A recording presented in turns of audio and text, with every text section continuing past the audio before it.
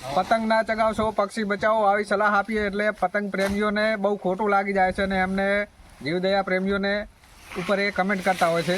તો આપણે એવી કોઈ સલાહ નથી આપી, પણ આજે મારે પતંગ પ્રેમીઓને એ કહેવું છે કે ભાઈ આ ચાઇના દોરી પર પ્રતિબંધ છે. આપણા ગુજરાતની અંદર આ ચાઇના દોરી પર પ્રતિબંધ છે. તો આપણી સ્વદેશી ઘણી દોરીઓ છે, તેનાથી તમે સારી રીતે પતંગ ચગાવી શકો છો. તો પછી આ ચાઇના દોરીનો ઉપયોગ કરવો શા માટે?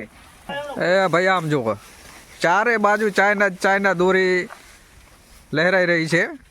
આ બાજુ ઠેઠ દૂર જગ્યા હરી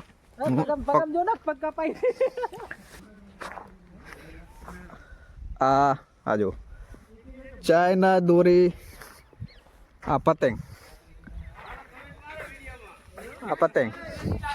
આમ જો પતંગ સાથે હજી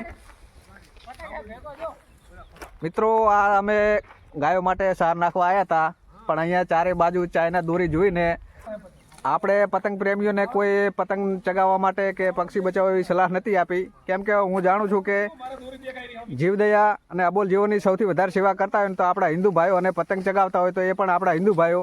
તો આપણે એવી કોઈ કમેન્ટ કરવાની જરૂર નથી, પણ અત્યારે આ ચાઇના દોરી જોઈને એટલો ગુસ્સો આવ્યો કે ભાઈ આપણી સ્વદેશી દોરી ઘણી છે, તો શા માટે આપણે ચાઇનીઝ દોરીનો ઉપયોગ કરવાની જરૂર પડે? સુરતી માંઝા જેવી ઘણી બધી દોરીઓ છે, તેનાથી તમે સારી રીતે પતંગ ચગાવી શકો છો અને મકર સંક્રાંતિ મનાવી શકો છો.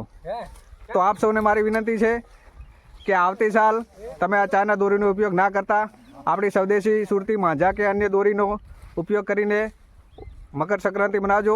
જય. તો મિત્રો આપ જોઈ શકો છો, આ અમે બધા ગૌ સેવક રાષ્ટ્રપ્રેમીઓ આ ચાઇનીઝ દોરીને અમારી બહિષ્કાર કરીએ છીએ અને અમારા ગામની સ્મશાન ભૂમિમાં એને સળગાવી રહ્યા છીએ.